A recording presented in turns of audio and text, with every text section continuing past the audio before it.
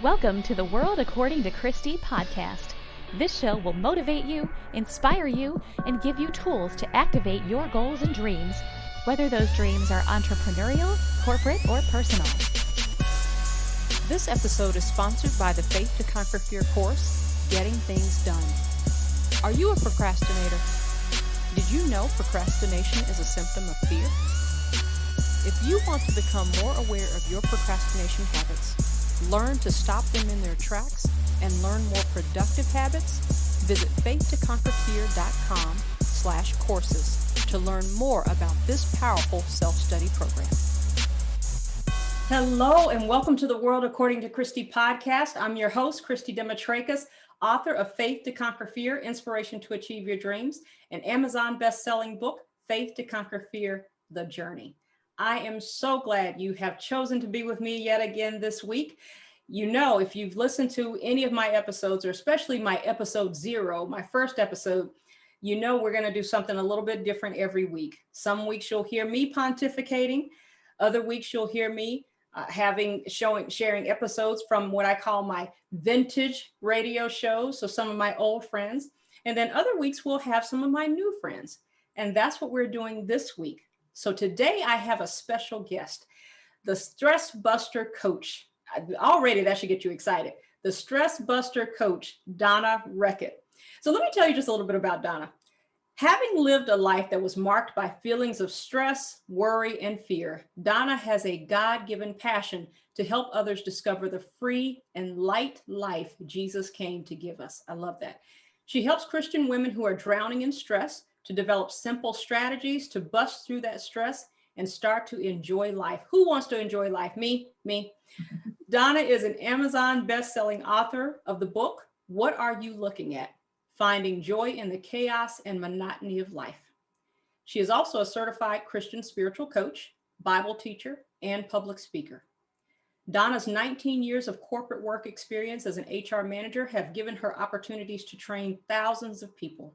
She enjoys taking complex or deep topics and making them simple to understand, as well as applicable to everyday life. It's all about practical. I love that.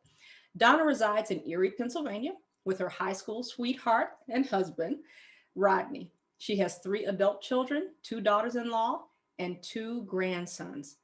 Donna, welcome to the World According to Christy podcast. Hi, thanks for having me. You are so welcome. You're so welcome. I'm glad we were able to do this. You know, we've been trying to get on the calendar for a minute, so we are finally here. So I read a little bit about you in your bio, but let's just start off by letting people get to know you a little bit more. What's something that you want to share with us that's not in your bio that I didn't read? A little bit more about me would be that I just love to read. I love to study. I usually like to read Christian nonfiction books because I just like to get deep into the word. And I love chocolate, and I collect Winnie the Pooh things. Wow. Now, where's the Winnie the Pooh love come from? Just when I was a young child, I was given a Winnie the Pooh, and my mom made clothes for it like a doll. And I said it was a girl. You know, Winnie the Pooh is typically a boy, but yeah. I dressed her in dresses and carried her around everywhere and just fell in love with her. Oh, wow. Now, did your kids pick up this fascination with Winnie the Pooh? They kind of had to, because I made their nursery Winnie the Pooh. So they all had a yellow painted wall and a little Winnie the Pooh border, and they all do like him, but probably not to the level that I do. But it makes it easy for them to find Christmas gifts for me. Well, this is true. This is true. I never knew that about you. So that's a good thing. That's cool. That's really interesting. Yeah, that's fun. We are talking today about the dreaded, how many letters? 6-letter word, stress. Stress. And probably the people who are listening right now, if you ask them to raise their hand and say, are you feeling stressed right now? They would probably say yes. So what brought you to this topic? Before we kind of dig in and help people solve for stress, how did you become the Stress Buster Coach? Well, unfortunately, it was through living a lot of stress. I was a Christian at the age of 4. I grew up in church, a wonderful Christian home, but I recognized probably about my late 20s that I was extremely stressed. I recognized that my life didn't really look much different than the woman who was working in the next cubicle over. And she was an unbeliever. It looked different in that, I'd read my Bible, I'd go to church, I didn't swear, I didn't go out hanging out at the bars and stuff. But other than that, we had the same amount of sickness, financial problems, relationship problems. And I just really started thinking there has got to be more to life than what I'm experiencing. We got married at a really young age. We were 20 because we were high school sweethearts. So we got married at 20. We started having kids at 22. We had no budgeting abilities. We knew nothing like that. We got into a lot of financial problems just through our own mistakes of what we didn't know. And it got so bad that we actually had to claim bankruptcy. We lost our home. I remember the sheriff coming to the door and taping up a sign. And so it was embarrassing. It was scary that we had 3 kids. And when we lost our home, they were all young, still at home, and embarrassing and scary, just didn't know what to do. Just so stressed out about things like that. I also had a lot of huge health problems. I was diagnosed with kidney cancer. I have a daughter that had open heart surgery, a son with epilepsy.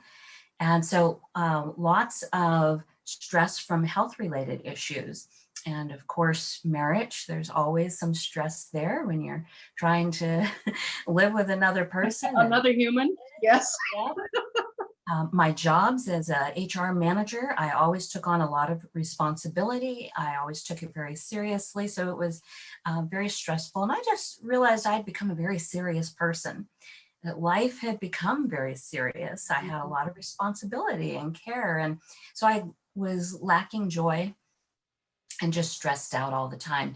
And so I had this thought that, there's got to be more to life than this, and that the believer's life should look different.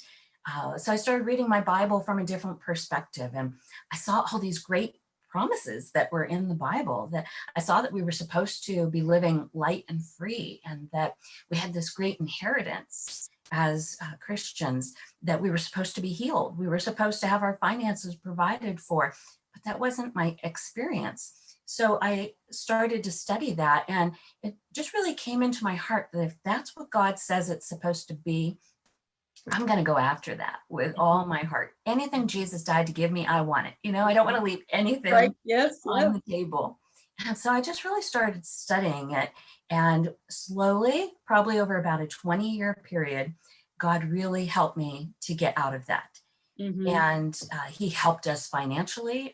After we lost our home, we rented a home that was more than double the rent from what the house payment was. And somehow, miraculously, God got us through that, never missed another payment in my life, just brought us out of that once we learned financial principles that we could put in place. I was healed of my kidney cancer miraculously. My son has been miraculously healed of epilepsy, no longer has that. Now, my daughter did have to go through the open heart surgery and still, has to have that monitored, but he got us through that. He just delivers us out of all of our troubles. And so I just so badly didn't want to see anybody else go through that. And I thought, if I could save you some years, I said it took me about 20 years to get to that point. And I thought, if I could save someone some time, I would love to do that. And so I started coaching, and it's just been wonderful. So do you think, and we'll dig a little bit deeper, but do you think that stress is just inevitable? Well, you have to define what stress is, because everybody throws around this word differently. So stressors, things that are going to come into our life and put pressure on us, trials, tribulations, those are going to be inevitable.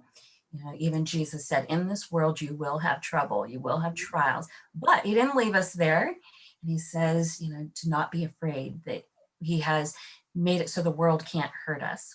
So I always describe it as there is this stressor out here. There's trials, tribulations, trouble, and they come and they try to put pressure on you. It tries to get inside of you. And if you let it in, then you become stressed or anxious. You start worrying. And really the answer that I have found for that is to develop a stronger spirit. if your spirit is in a position where it's ruling and reigning in life like it should be, and you understand the different principles that I teach, then your spirit, it just kind of stands up when something is coming against it, and it pushes back with the word of God and with different tools and strategies. And it keeps the stressors outside of us so that we don't become stressed. So the So stressors are inevitable, but being stressed is not. yes, that's a great differentiation. That's a really good differentiation. So clearly your program is faith-based. Yes. Okay. Mhm. So what do you say to people? Because I want to dig a little deeper, but what do you say to people who are not at that level? They are not Christians, but they have stress and they want to solve it. Mhm. So what do you say to those folks? Sure. There's certainly a lot of things that people can do that are not believers, but I would tell you that they're going to be short-term answers. They're going to be things that will help you to cope. There'll be things that will help you to manage. You hear the term stress management a Yep. lot. And for an unbeliever, I think that's about the best that you can hope for. There are things that can help to lower your stress. There are things that will help you to get through it. But stress is a spiritual problem.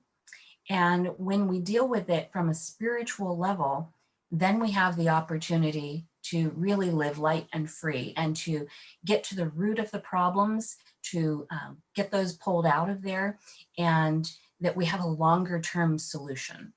Why do you say it's a spiritual problem? Well, because it comes down to our thoughts is one of the biggest things, and what we believe about who God is, who we are, and the authority that he's given us.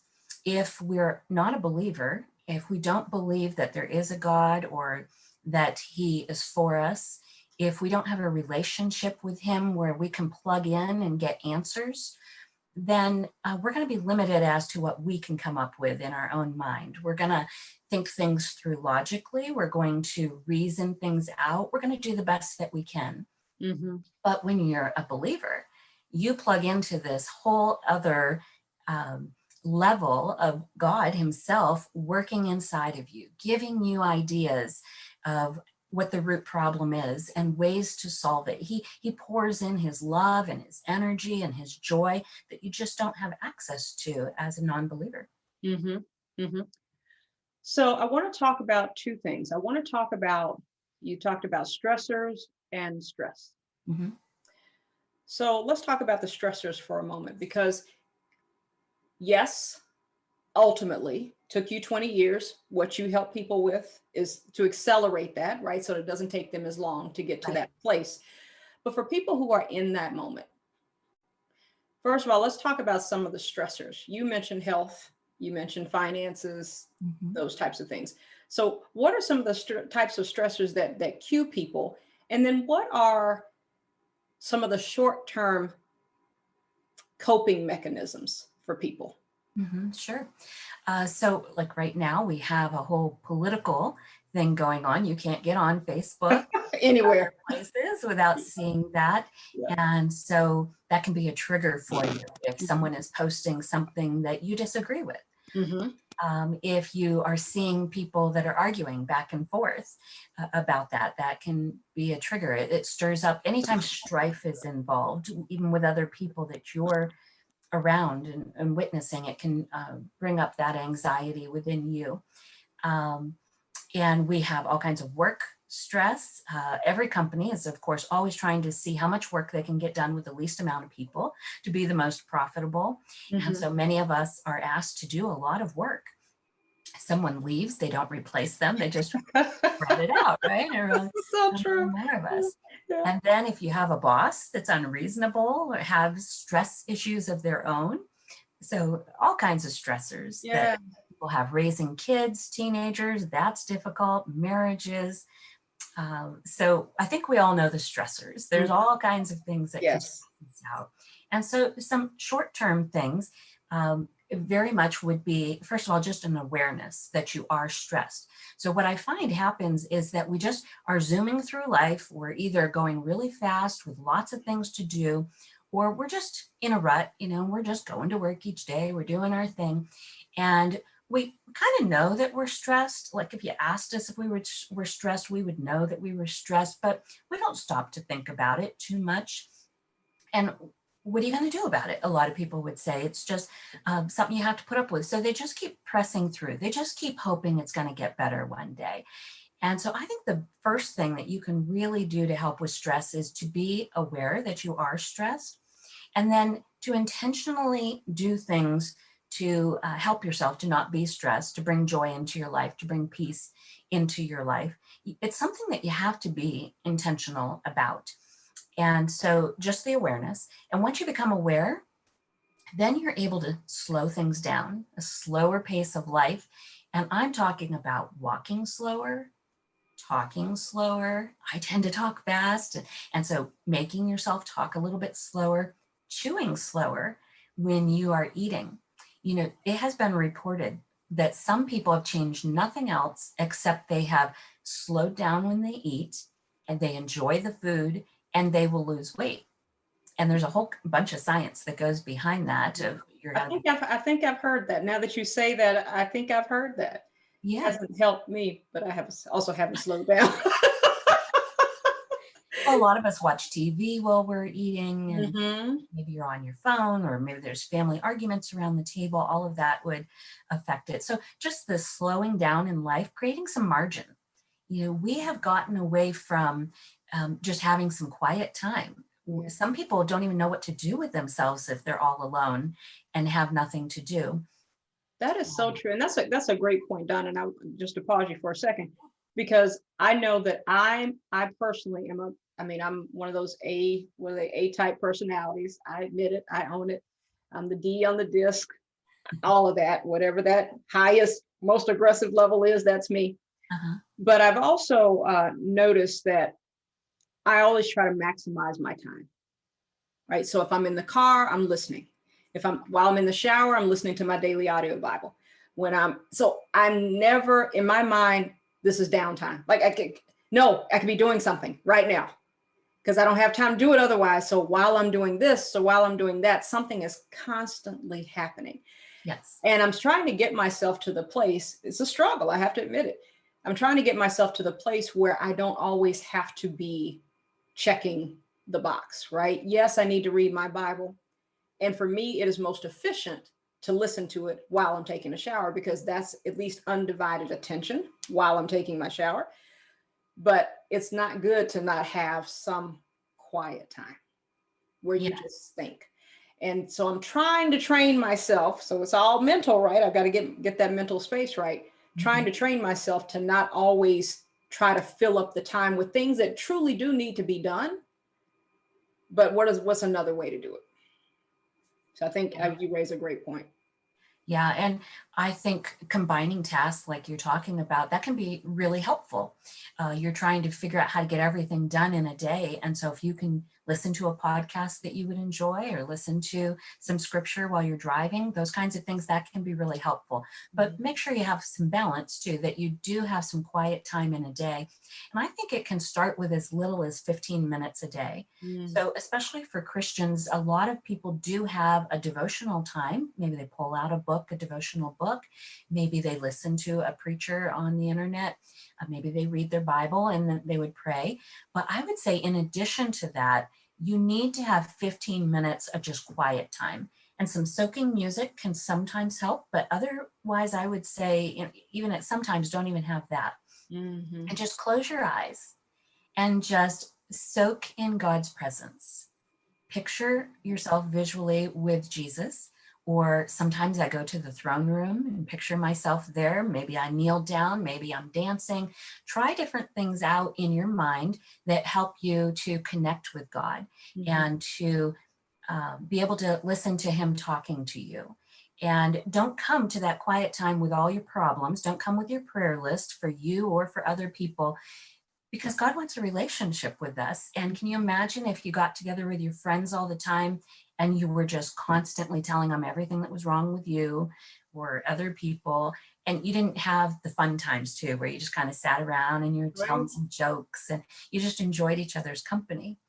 And during those 15 minutes, I always recommend that people give themselves this gift of, okay, at the beginning of it, I'm going to give all my cares to you, God. Here's anything that's of concern to me.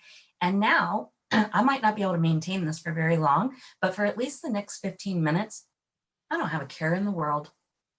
God's got it in his hands. Now, I might not be too effective at this, and later I might take it back and carry that weight of concern. Which is not what we're supposed to do. Yes. It's not what we're supposed to do. No, we were never designed to carry that weight.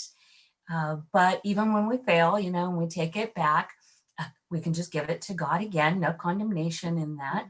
But give yourself the gift of 15 minutes of, I don't have a care in the world. And I mean, feel that in your body. If you truly didn't have a care in the world, what would happen in your body? You just kind of feel the weight melting off of you. You feel your shoulders going down. You feel your jaw unclenching. And it releases hormones in you that will help you to get relaxed and to feel better. So it's really a gift that you give yourself, and it can be as short as 15 minutes, or you could try that throughout the day in short little spurts. I love all those tips, very practical tips, all of which we could try immediately, which that is fantastic.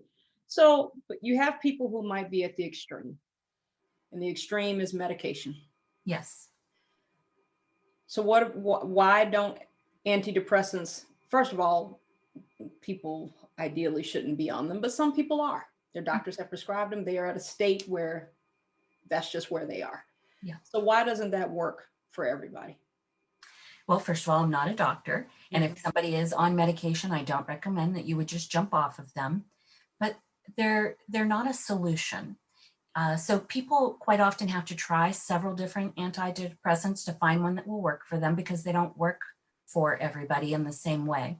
It's actually quite interesting the way that they came about, that usually the antidepressant medication, they were medicines that were designed to try to heal some kind of medical condition, maybe let's say kidney disease. So they try to develop this medicine for that, and didn't really work out for that. But as they were testing it, they found out that one of the side effects was there was a little lift in people's spirit when they took that. And they said, well, let's repurpose this here. Let's market it as an antidepressant. We call that commercial innovation in corporate America. Yes. Yes. And so they give it to people, but it's interesting that even the doctors don't really know what that medicine is doing. They don't know exactly how it works. And so it works differently in everybody's body.